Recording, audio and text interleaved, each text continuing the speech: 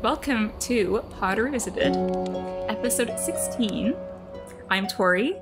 And I'm Shay. Today we are covering chapter 16 of Harry Potter and the Philosopher's Stone, Through the Trapdoor. Or as we like to call it, Tickle the Squid. So it's kind of crazy that we're on the second last chapter of this book. Yeah, it is pretty crazy. Yeah, time flies when you're having fun. Or when you throw a time turner. Well, starting off, we have the exams. Yeah, they do some legitimate exams. They actually should have been studying this whole time, turns out. Hilarious. So you get to hear a bit about their exam stuff, which is interesting, like making a pineapple dance in Charms, turning a mouse into a snuffbox in Transfiguration, making the forgetfulness potion in Potions. I think that's a little bit of a Severus Snape sense of humor. You know, all your students are so worried they're going to forget things on the exams, and then you make the exam potion the forgetfulness potion. I think that's a bit of a sense of humor. It just proves that Snape hates children, and he just wants to see them suffer. I don't know. I think it's funny. I think it's a good joke. The forgetfulness potion. I was just wondering, what was the point of making a pineapple tap dance? Is it just like being kind of quirky and being like trying to make it fun? Or is there's like theory being like taught here? Because I feel like the first year is the foundation year.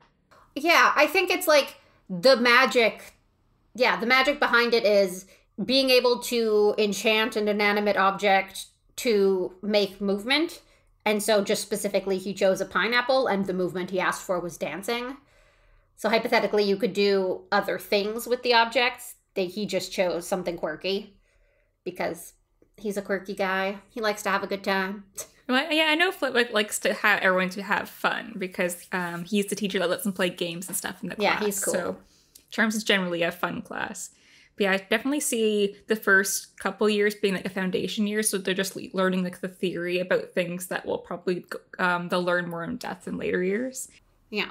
And it's probably most of their first times ever having any type of practical exam, right? Because like maybe in like later years at college and university, you'll do things like biology labs and stuff like that. But in primary school, there's really no such thing as a practical exam, except maybe in like second languages, like French or whatever.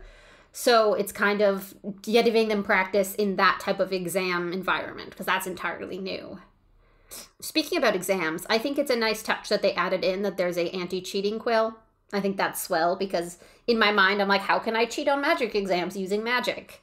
It's nice that that little detail was put in there for people like me who would try and think around it. Yeah, it's very, very funny. And like, honestly, like probably we could have used those in real life. Yeah. I mean, I don't think I ever cheated on an exam. No, I've never cheated as far as I know. No, I've never cheated on an exam. Despite being Slytherin, we are honorable. I did write a history exam in crayon once, though. That's not cheating. That's just liking to have fun. One of the other really cute things that they mentioned briefly in this chapter is just that Fred and George are outside tickling the squid. Which sounds really dirty when I say it like that, but it is in fact. They're by the lake where there is a giant squid, and the giant squid is in the shallows, and they're poking at him in a friendly manner, and the giant squid is having a laugh. And I'm like, I want to go to the school that lets me just hang out with a giant squid. First of all, because that sounds fun, and second of all, I just love cephalopods. So I think that's great. I just think the squid came out as like a therapy dog almost. Like, you know, in college during exam time or midterms, they have those therapy dogs come into the school. That's what the giant squid is. Therapy squid? I am the squid of feelings. I love the squid of feelings. Yeah, because the kids are like finishing up their exams and they're all stressed, and he just comes out being like, "Hey guys, everything's fine." So I just rereading this before we recorded. I found it interesting that the last exam Harry's writing is History of Magic, and he's very stressed out about Voldemort bursting in to the exam room. And it's fun because in Order of the Phoenix, History of Magic is the exam Harry's writing during his owls when he has the vision of Sirius. So it kind of was almost a full circle moment where just like something's happening, and it's always during the History of Magic exam. Yeah. I wonder if that's because it's usually like a written exam and it's easier to like have Harry be stressed. Because they're not tested in person on how many dates they remember. What happened in 1932 on the Wednesday in August? That was raining. Isn't it always raining in England? Oh yeah, I think it's pretty fun. They get like a free week before they get their exam marks. Like they write their exams and then they just have a week to hang out with their friends in the summer at Hogwarts. Like that sounds amazing. It kind of reminds me of like the last couple days of school are kind of like pretty relaxed. Like I remember like could go to school, but we weren't really doing much. You're just kind of hanging out with your friends, and some teachers would just like play games and stuff, or yeah, a lot of Jeopardy. A parties. lot of Jeopardy. So it kind of reminds me of that, but it's probably a bit nicer because since they are boarding school, it's just more time for the kids just to like hang out and not really have to. I'm assuming they're not doing classes or anything since they've kind of ended. No, because they've already written their exams, so they're just like hanging out on the grounds and hanging out with their friends and relaxing since they've finally finished their exams, which is nice.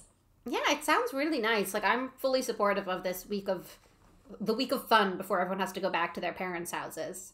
So I thought it was interesting. Hermione overstudied because Hermione likes to talk about her exams, where Ron hates it. I'm with Ron on this. I hate talking about exams after it because it gives me anxiety.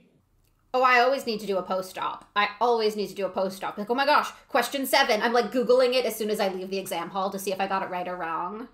I literally go through my exam and I mark out of how many questions, how many ones I'm positive I got right, just to see what the worst. So if all the ones I was unsure about or just guessing on were wrong, how bad would I do? Just so I'm prepared for the worst case scenario. Oh god. I just like to forget about it. As Ron said, it makes me ill. But Hermione mentions that Hermione mentions that she studied the 1637 Werewolf Code of Conduct. And I was wondering if that was kind of foreshadowing for Prisoner of Azkaban, since she is the one that found out that Lupin was a werewolf before anyone else clued in. That's interesting. I feel like that might be one of the cases where the author hadn't even thought ahead to like have werewolf be an active character in the book. So they kind of were just like, what's a mythical creature that might have had an impact on wizard history, and just sort of pulled that one out of a hat.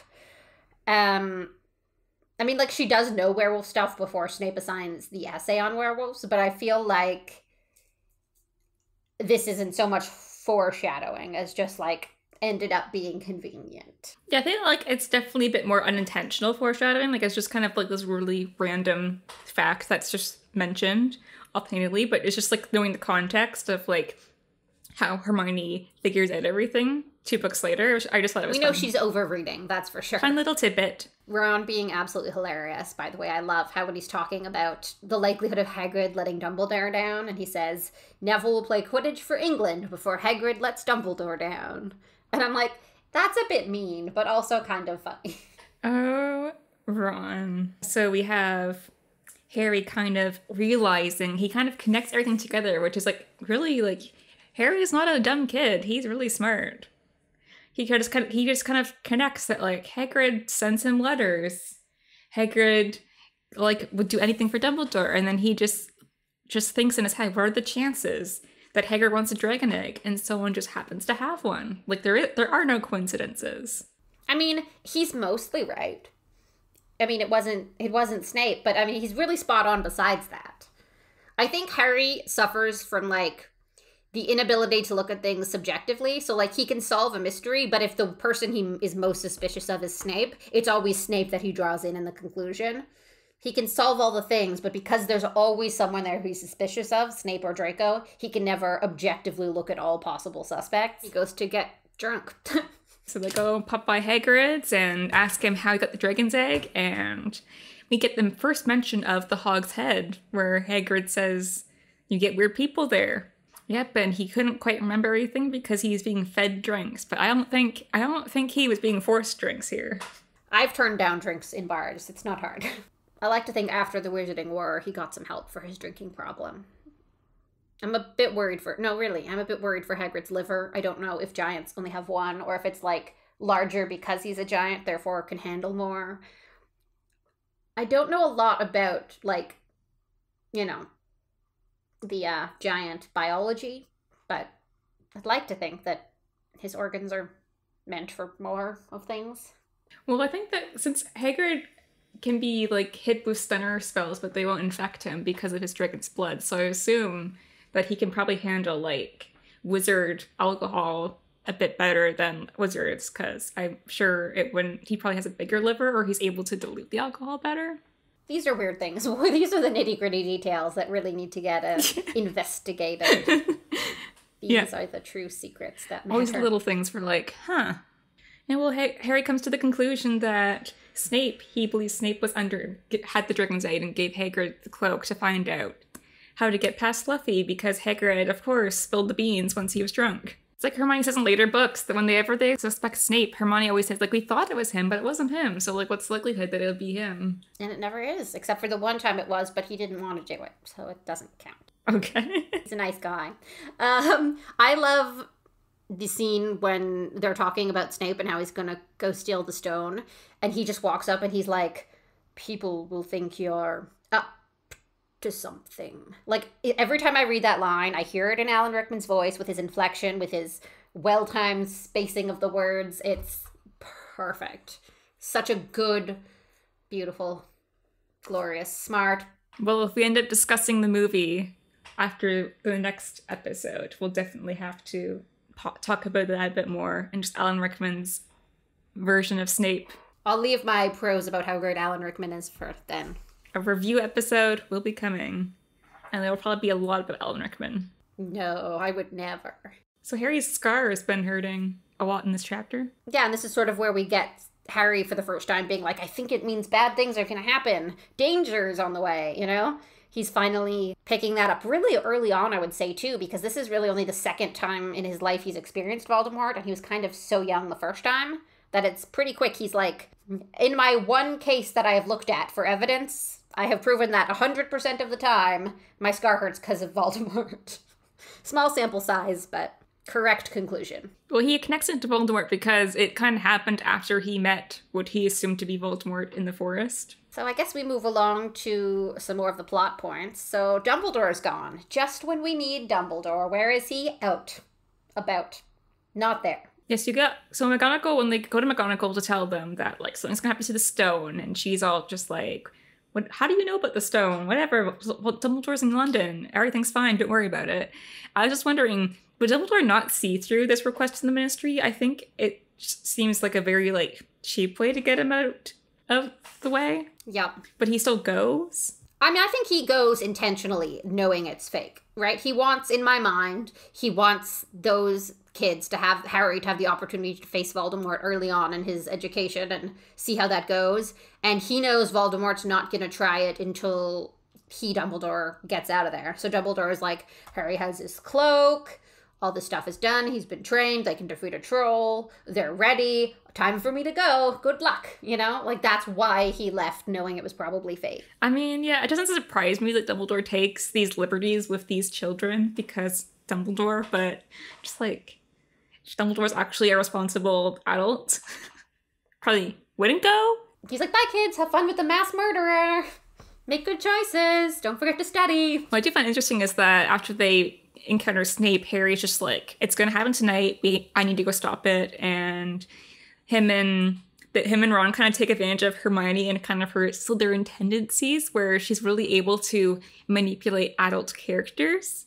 And Ron suggests that she go find Professor Flitwick to kind of like ask him about her exam and stuff. Yeah, as an excuse for being at where Snape is. Which I find so funny because we've seen Hermione do this throughout the book with Hagrid a lot, and now they're kind of using it for their own gain, although it doesn't really work. I feel like it does make the most sense to have Hermione do this regardless of her skills, because the easiest, like, if you look at all of them, what reason would any of them have for hanging out, like, around the teacher's lounge or whatever? And Harry and Ron will only talk to a teacher if it's about Quidditch or they think someone's about to be murdered, kind of.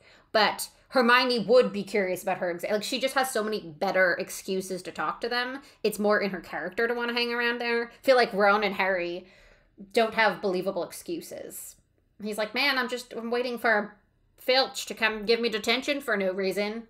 Yeah, I just like the idea of them, like, using Hermione to their advantage. And it's one of, like, not really one of her, like, it's not really for her intelligence, it's for her manipulation, almost. Well, once their plan doesn't work, and Harry just kind of decides that he's going to go after Snape through the trapdoor, and he doesn't care about anything, Ron and Hermione try and tell him, like, oh, you'll get expelled, you'll lose house points. And he does not give a shit anymore. And it's like the first time he kind of loses his temper, especially with Ron and Hermione. Like just the weight of the world is already on his shoulders. Like, he basically says that he could die and he doesn't care. Like, he wants to save the world. We're one book in, and he's already gone from losing house points as the end of the world to losing house points no longer matters. So the stakes of his life have increased greatly. Yeah, he was, like, so concerned, like, maybe, like, a chapter or two ago about losing all these house points, but now he's thrown that out of the window, he's willing to die, and this is just Harry becoming the Harry for the next few books. Like, he's just, like, all of a sudden, he's just taken on this huge task, and just 11-year-old Harry. Out to save the world. Yeah. And I also noticed that Ron is the one, Harry says he's going to do this, and then after they couldn't dissuade him, Ron just simply asks if the cloak will cover 3 of them. And Harry tries to tell Ron and Hermione they don't have to come with him, like he's going to do this because he has to, or he feels like he has to. But this is kind of the moment where it kind of solidifies the golden trio that, like, Ron and Hermione are in this too. Like, they reference this in Half-Blood Prince at the end of the book where, like, when they say they'll come with them to find the Horcruxes, that Harry says you don't have to, but he's like we've always known that we'd be doing this.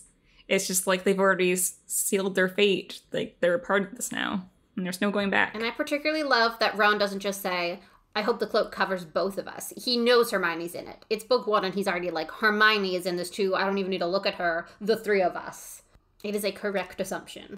Really solidifying their friendship and just, like, knowing that this is just the beginning of everything, of all of them being together, and big friendship moment. I also like that there's a little bit of, like, Hermione smugness in this when she's like, I'm not worried about getting expelled. They can't. I got 112% on my exam. And I'm like, yeah, girl. Like, if you're gonna be really smart and do that well, you might as well take advantage of the perks and, you know, break the rules once in a while. A very Slytherin thing to say, if not that Hermione's a Slytherin, but she does have her moments.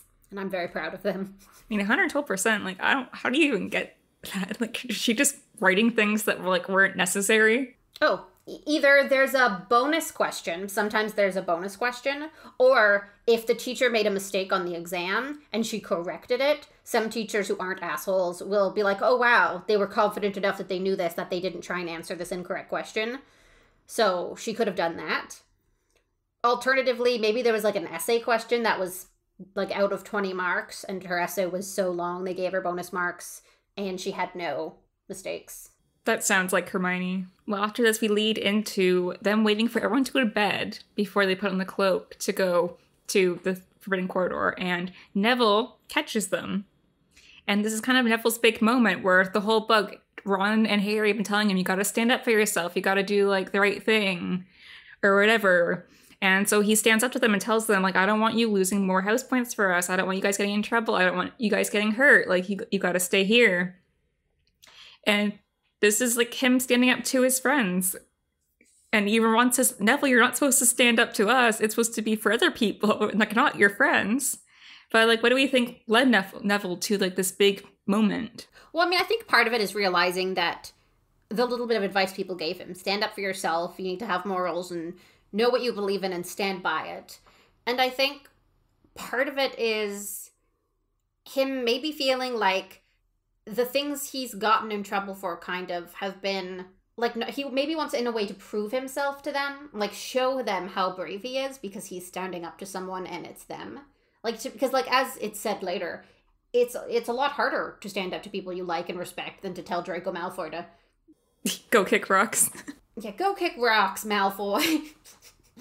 I just think his thought process must have been something along the lines of maybe seeing the way people were treating Harry, Hermione, and Ron after the incident that lost all the house points, and almost wanting to help them, thinking they have such a desire to get in trouble they can't help themselves, so I'm going to help them by telling them not to do it, because what's best for them is not to lose these points so people won't ostracize them.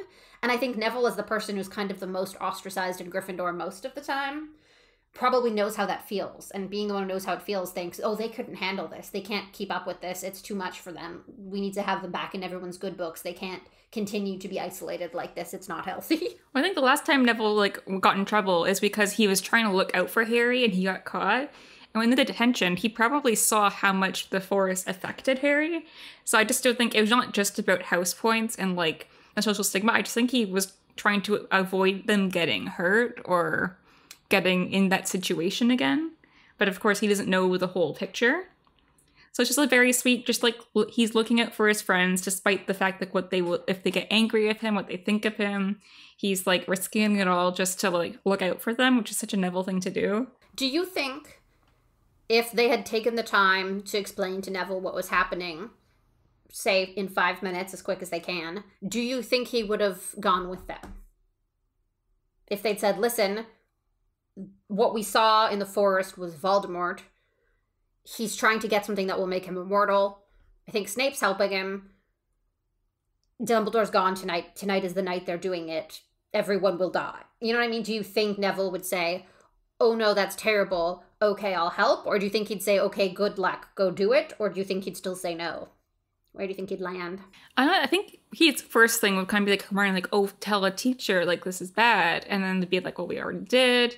Like, they're not going to do anything.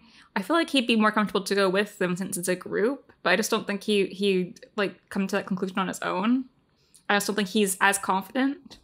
Mm-hmm. I think it depends on how he is told. Like, I think if Harry and Ron are just quickly like, this is the thing we gotta do and we gotta go, don't get in the way, he would be like, I'm staying here, you guys shouldn't be doing this, but I'm not going. But if Hermione did it in her slightly Slytherin way, where she's like, Neville, you know, being a Gryffindor sometimes means taking risks to protect the people you love.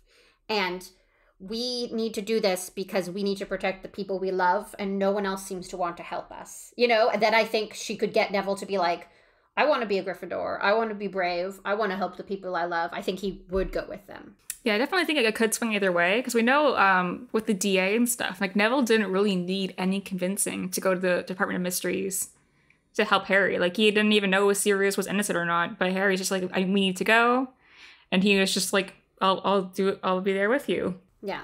But that is slightly different Neville. Yeah. I mean, this is book one Neville. Book one Neville's not going to the Ministry of Magic quite yet. I don't think he was as confident yet, but I feel like he could have probably been swayed to go with them. But yeah, it just kind of depends how he was kind of like told about it. I think it basically, their assumption is what would sway him. So like if Harry or Ron, or if they were like, Neville, we're going to do this thing, don't get in our way, he would assume there's no way he's a part of it, and he would be like, don't do it, or he'd stay behind and be upset about it. But if it was said like, Neville, if he was almost included in it just by being awake, and they're like, okay, Neville, this is what we are all going to do, it immediately assumed that he was doing it. I think he would be like, oh, they think I'm a person who would do this, then yes I am. Yeah, their assumptions of him, I think, is what would determine what he was in that instance. I also feel like at this moment, Harry and Ron, at least, think of Neville too much as a burden to be useful at this time. Like, they both like Neville as a friend, but I don't think they have the confidence in them for what they need to do. As Harry's on kind of a time crunch, so he just doesn't want to spend any time, like, diddly-daddling. He wants to, like, go catch Snape. And I just think Ron and them they're like him as a friend, but I don't think they have confidence in his magical abilities. So I don't think that Ron or Harry would be likely to include him. Yeah. It also seems kind of dumb that, like, it's really important and they might all die. They probably could have just been like, Neville, we're doing a thing, but if we're not back tomorrow, we're dead and Snape did it and the Philosopher's Stone. Just tell Dumbledore they're dead, Snape did it, Philosopher's Stone. You know, like in case... Yeah, they couldn't even ask Neville to go send Dumbledore an owl, which Harry ends up asking Hermione to do later on. Just telling them that they're going down there and they might need help. Death, Snape, Philosopher's Stone. I don't know if Neville could remember all of that, though. At this point, at least. He's afraid of Snape. He definitely remembered the Snape part. So Hermione casts a full body bind curse on Neville. It just seems so over the top. As we talk about Hermione and her, like, dark tendencies, where she just kind of goes over the top for anything to gets in her way. This just seems like a very, like, big thing to do. She full on, like, immobilizes Neville for who knows how long, because they're down there for hours. So how long is he just on the floor there? This is sort of how I see that. They haven't learned any spells like that because it's first year and it's kind of dangerous. But we know Hermione's going to be reading at above her reading level because she's so curious about magic. So I feel like she didn't take out, like, beginner's guide to slightly combative and defensive spells. I feel like she took out a more advanced book, and so she doesn't have the in-between, like, just a rope appears and ties you up spell that, like, doesn't hurt at all. She didn't read about that one because that's in an easier book, and she probably skipped a few and was like, oh, I want to learn about these cool spells. So because she skipped that step in, like, literature, she doesn't have that in-between spell. So it's either the things she learned in class, lifting up a feather with her wand, or the things she read about in books, which are going to be more advanced and probably a little bit more risky. But no one wants to read about, like, the tie them up spell. Make them trip over their shoelaces spell is nowhere near as cool as the full body blind curse. Yeah, I guess. I just feel like it's just Hermione being over the top again, where she's like, we need to stop Neville from following us or telling anyone. Okay, just mobilize him for hours. Go big or go home, right? Yeah, that's Hermione. So I guess they go to the corridor under the visibility cloak and they run to Peeves. And Harry has this brilliant idea to pretend to be the Bloody Baron, which is hilarious because we know the Bloody Baron. I wish this was in the movie. Yeah, is the only ghost that Peeves is really afraid of. The only thing that Peeves is really afraid of.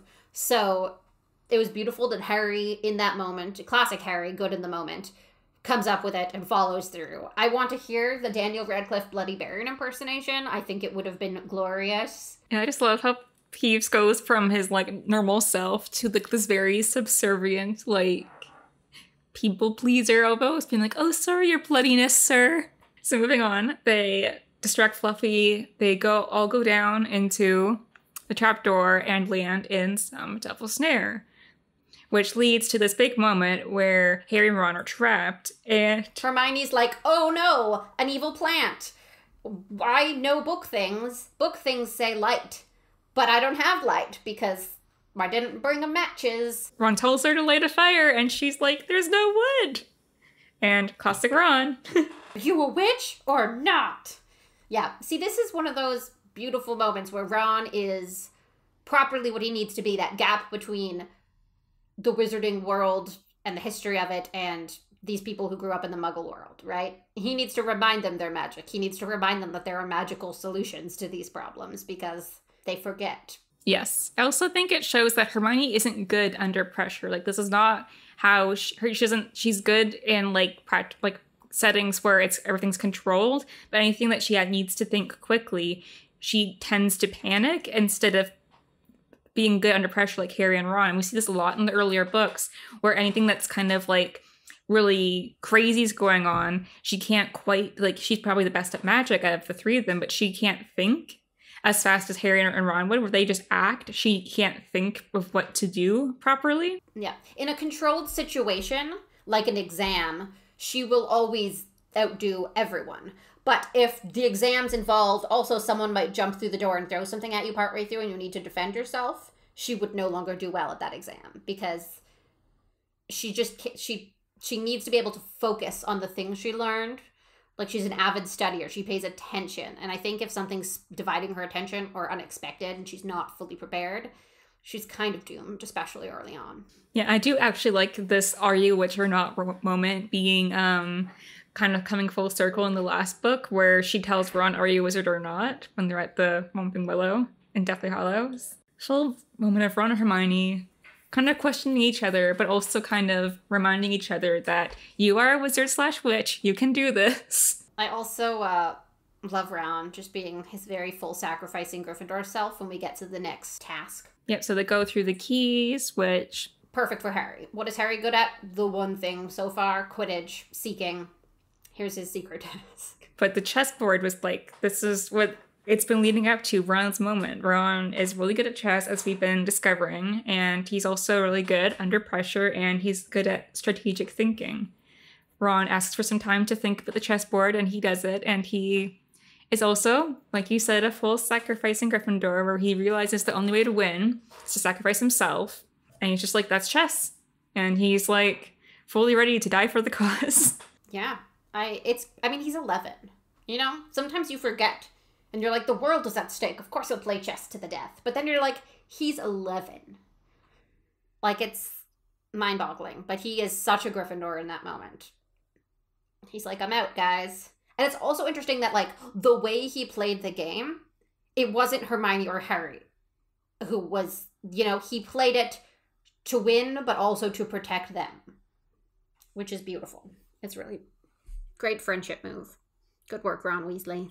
So they leave Ron passed out or dead, who knows? They didn't check on him like they did in the movie. In the book, they just go on to the next door, and they cut this out of the movie, but there is a troll here, which was Quirrell's thing, that's already been knocked out. And I was wondering, how would they have done this if the troll hadn't been already taken care of? Because Harry notes that it's bigger than the mountain troll that he dealt with at Halloween. Yeah, they've got a couple of options. One would be to go back and grab the brooms and just fly by it. I mean, trolls are dumb, right? Isn't that like the thing? You could steal a couple of those flying keys and release them in the room with the troll, and while he's confused about that, sort of sneak past him. Hermione knows that you can drop large things on their heads now because it happened with the first troll, so hypothetically, they could Wingardium Leviosa something slightly larger onto his head. Yeah, those are my top ideas. Hermione could use the full body blind curse. She just learned that. I wonder if she could do it on a troll. She could light him on fire with her blue flames. Oh my god. Classic Hermione. Light it on fire. Anyway, so the next kind of part is Snape's part. And I find it really interesting that Snape doesn't actually rely on magic, it's logic. Which is very Snape to me. Because for the majority of the series, he's an imposing character, but no one would put him as one of the most powerful wizards because he doesn't act like it. Like, he doesn't carry himself in a way that feels that way. And it's like, the subtleties, I think, are things that he really appreciates. Like, when he talks about why he likes potions, he talks about the beautiful subtlety of it. And I think that's just the way he is. He would rather someone who's not this big, showy, I did big, beautiful, glorious magic. He wants someone who's going to stop and think about it. And because he would. I think that's the Slytherin in it too, because he knows kind of the person that's coming to get the stone is kind of not someone that wants to stop and think about something. It's someone that's just like trying to push through to the next part, kind of like how Harry is. He just wants to get through the next part as the Gryffindor in him. He just wants to go ahead. But Hermione's like, no, this is great. Let's just stop and think about it for a minute. And that's kind of the way they think. I also love the beautiful subtlety of it because Snape made those potions. And he also made the fire that blocks both exits. Or the entrance and the exit. And you got to think that's some complicated defensive magic to do those different types of magic fire that you can be immune to with different potions and then brew those potions. I mean, he somehow managed to entwine sort of his love of defensive dark arts magic with potions in order to do it while also making it a logic thing. And it's just such a beautiful Snape moment, the way he makes this like tapestry of his passions and his interests and what he values and puts that forward as opposed to just a potion activity or just I like defensive arts, so here's a defensive thing, or just logic. He had to excel at all three things in order to create it, even though you only need to understand the logic in order to beat it. Yeah, but it was very interesting. But wrapping up like this part before we get into the more dark Dumbledore theory, I just love how this chapter ends with it being like, there was someone there, but it wasn't Snape. And how it opens in the next chapter. Oh, I love it. The bait and switch, like, it's amazing. Yeah, it wasn't Snape and it wasn't Voldemort, which I love because they're like, those are your two suspects. Who could it be? We didn't like openly suspect anyone else. It's Hagrid. Like, come have a drink, Harry. It could have been. I don't know what accent that was. I'm so sorry. Pirate? Sounded like pirate. Apparently Hagrid's a pirate now. Yo ho ho in the bottle of rum. I mean, where's the lie? All right, moving on. You had this theory that you've read about before. I know I'm not the first person to have this theory, and there's a really, really beautiful multi-part series on the YouTube channel Super Carlin Brothers where they discuss which of the things that occurred in the novels occurred intentionally as part of a plan Dumbledore had. And they go into it for every single book, which is beautiful. But I really love the theory, and I've read it a couple places, specifically for what Dumbledore had planned in this book. Because there are too many, like, weird coincidences. Like, for example, The first time they get in trouble sort of sneaking out, it's also Neville. So it's the 4 of them. And then Dumbledore is the one who asks each of the teachers that end up putting in one of the obstacles. He decides which teachers to ask for obstacles. And then by some weird chance of luck, the 4 tasks are perfectly tailored to the 4 specific, obvious, well-known skills of each of Neville, Harry, Ron, and Hermione. Neville's good at herbology, and early on they have already mentioned that Neville excels at herbology. And there's a plant. The first task is a plant, which I love, because the idea is that Neville could have easily have been part of the Golden Quadro, you know? So that was there because he had thought and intended for Neville to get there.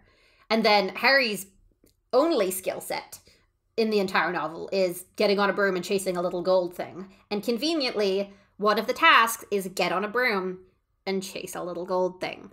And then Ron, who's mediocre at most of the schooly things that go on in the first book, does kick major butt at chess. How convenient that there is a chess activity. And then Hermione, I mean, it's logic. There's a logic test for Hermione, but that's perfect because there's nothing attacking you. There's no rush. So it gives her time to stop and think it through. And it doesn't involve any complex remembering of magic. It's just pure logic, which Hermione's probably been using effectively for her whole life. So it's too perfect not to have been entirely intentional. Mm-hmm.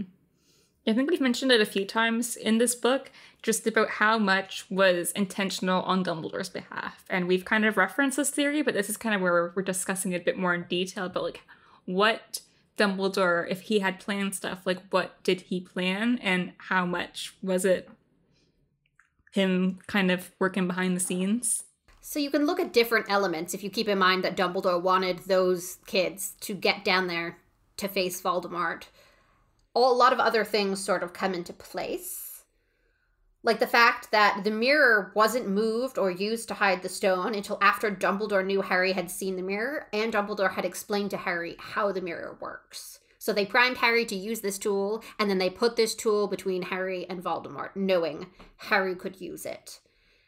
Even things like the fact that music is what happens to calm Fluffy, and Hagrid happened to give Harry a flute. That's such a random gift choice. Like, Harry's shown no interest in music. Do we know if Hagrid whittled it? Like, it's just here as a nice wooden flute is a weird gift to give Harry.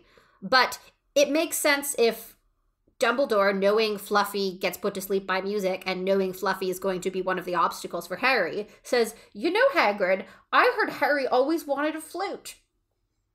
Real casual, like. Just to make sure Harry had a small, musical, portable way to put Fluffy to sleep. And it's interesting because it just fits together so nicely with the way Dumbledore is and how everything falls into place. Like, Harry gets the cloak back right before Dumbledore goes away to go deal with the ministry thing with a note saying, like, use me well. He literally was like, here you go. Time for Harry to have all of the things I've taught him how to use so he can go fight Voldemort, this 11-year-old child, and his friends. I do appreciate that it seems like McGonagall is not a part of this shenanigans. She seemed like when they ask about the stone, she's like, nope, don't worry about it. It's fine. She's either she knows Dumbledore's up to no good and is like, I want no part of this, Harry, don't do it, or she has no idea, but she would not stand for it. I'm assuming she has kind of no idea, because I feel like if she had an inkling that Dumbledore was, like, setting up children to go fight Voldemort, she'd be like, what the actual fuck, Dumbledore? She would re-break his nose. Think of the children. I also think, in regards to, like, people telling them not to do it, Snape was like, don't do it. I think Dumbledore is all fine with dangling these children in their deaths just because it'll help Harry learn about fighting Voldemort. But Snape is like, I will expel you. Like, your lives will be over. Do not do this. I think Snape doesn't want them to go and fight Lord Voldemort. He doesn't. And well, Snape's whole thing is he's trying to keep Harry alive, and Dumbledore just keeps putting him in danger on purpose. And he's like, I'm trying to get it not dead. Could you stop trying to have it killed? Like, Snape doesn't know Dumbledore's, like, actively, like, leading Harry to death. He's just like, oh, my whole life's purpose is now to save this child. And Dumbledore keeps trying to get him murdered. sending it into danger. Yeah, it's kind of ridiculous. Why Dumbledore? I don't know. Why? But Snape's trying to keep Harry not dead. I would like to remind you all. Lovely Snape out here looking out for the children. He might be an asshole, but at least he's not trying to get them killed actively. And apparently that is... I mean, the bar's really... Dumbledore sets the bar really low. He is... Dumbledore... You know how some people can limbo? Dumbledore just, like, lays down on the ground and, like, wiggles under the limbo? Nobody else could possibly, you know? So, along the lines of this theory, I have some questions. One of which being... Were the other... Because that means Dumbledore told each of the professors who created an obstacle specifically what to do. Like, hey, I need you to make a chess set. Hey, I need you to do...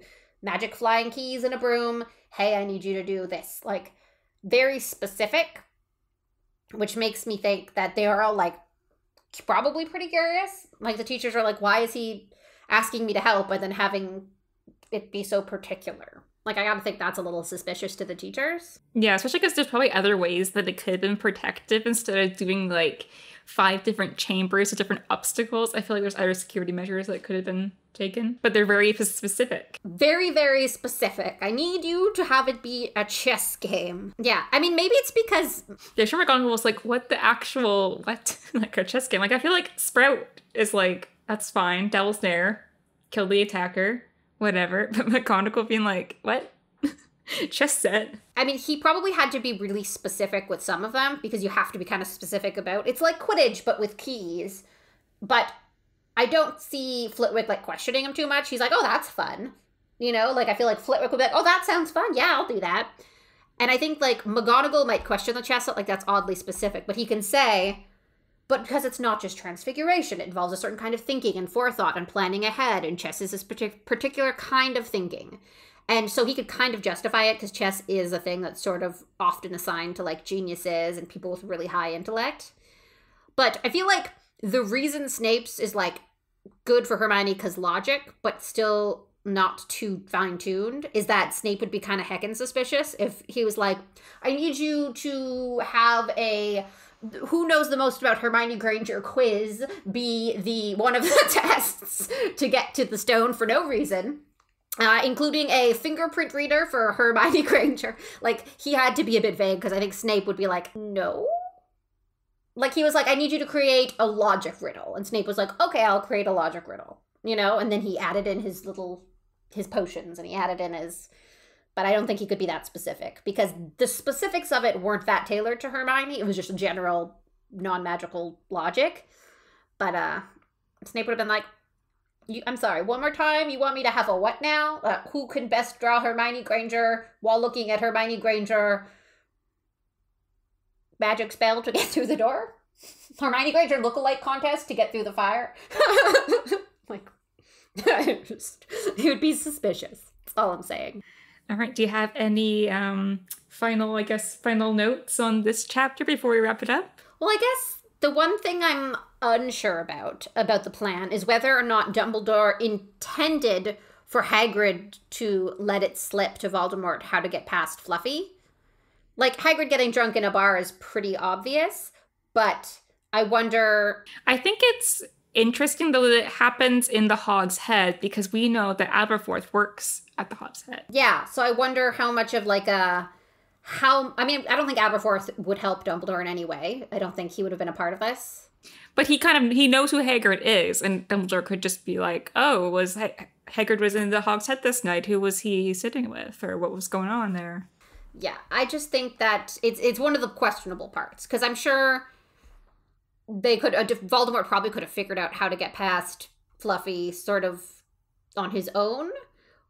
Or he could have manipulated Hagrid into giving it up easily. Like, that's fully believable. But I don't know if Hagrid intentionally did it. Like, if Dumbledore was like, hey, Hagrid, if someone asks you about weird creatures, you should totally tell them about Fluffy and how music puts Fluffy to sleep, because that's really cool. I don't know. I feel like that's not... I feel like it's not in Hagrid's character to let it slip up. I feel like it was more an accident, but I think Dumbledore was kind of aware this would happen. He didn't have to tell Hagrid, yes, please do this. He just had to make sure the circumstances were right for Hagrid to do it. Yeah, he just had to keep an eye on Hagrid because he knows Hagrid's weaknesses, and And what, like, he knows Hagrid would never willingly betray him because he has Hagrid drinking that Kool-Aid. But I definitely think he's aware of Hagrid's weaknesses, so he'd have tabs on him. So it just makes sense to me that it's at the Hog's Head where Aberforth works, where Aberforth's bartending. So he just happens to probably find out that Hagrid was playing cards with this guy and got a dragon, and he's like, huh, that's suspicious. What a coinky dink. I also, like, so the, I guess the summation, the main point of this Dumbledore's sort of plotting for Harry, this 11-year-old boy, to meet Voldemort is Dumbledore knowing that at some point Harry is going to have to fight Voldemort and win in order for this war to be over, is already priming it and preparing Harry for war. And so everything he puts out to Harry in this book is to get him to face Voldemort, because he wants Harry to start fighting early on, to learn how to face Voldemort, to get used to the consequences of losing or winning against Voldemort, and to test him and see how good he is in that type of situation. Yeah, I definitely think he wants to test Harry, because Voldemort does offer to bring his parents back. Like, obviously he's lying. And he tries to, his whole, like, there's no good and evil spiel with him. And this is kind of like, I think Dumbledore needed Harry to come face to the guy that murdered his parents, just to see how he would do and how successful, like, Voldemort be at trying to manipulate him. And we definitely will see in later books, and we'll bring it up, the other things Dumbledore does that are probably questionable just because they help prepare Harry for what is to come. I think we'll especially see that a lot in Chamber of Secrets, which I'm looking forward to. But also in his choice of teacher in Azkaban. But the point is, it's a great theory because it acknowledges that Dumbledore is manipulative and conniving and willing to put a lot of people's lives at risk in order to basically raise Harry and train Harry for what he wants Harry to do. From day one, year one, he's like, all right, how am I going to get Harry to kill Voldemort? Yeah, so I'll link the YouTube channel in the description, so if anyone else wants to watch the series and see about the theory, and let us know what you think about the theory, since it's very interesting. I love anything that really acknowledges that Dumbledore is not, he's not Gandalf. He's not this pure, beautiful... Yeah, as you've seen in this podcast, we are not Dumbledore fans, and we definitely lean towards that Dumbledore is a manipulator and like a puppet, pulling puppet strings the entire series. And hopefully that's all what you're here for, because I think every episode... Yeah, I mean, there are things we like about him. I like when he's kooky and he's talking about candy or being goofy. Being eccentric. But I don't think he goes about this in the right way. Like, there are the right things to do, and there are the wrong ways to do them. And preparing Harry to fight Voldemort one day is the right thing to do. Manipulating him, putting him at risk when he's young, and basically, to hell with it, the education of everyone else at Hogwarts is not the right way to go about training Harry. Exactly. All right, wrapping this up. Thank you so much for listening to this episode of Potter Revisited, and join us next time as we discuss the final chapter in Philosopher's Stone, The Man with Two Faces. Ooh. And do let us know if you'd like to see a movie review, since I think we're pretty leaning towards doing a movie review, since I love the first movie a lot. If you have any questions or thoughts about today's episode or about the theory we discussed, you can contact us across social media at Potter Revisited, or you can email us at potterrevisitedpodcast@gmail.com. And we'll see you next time. Bye! Bye!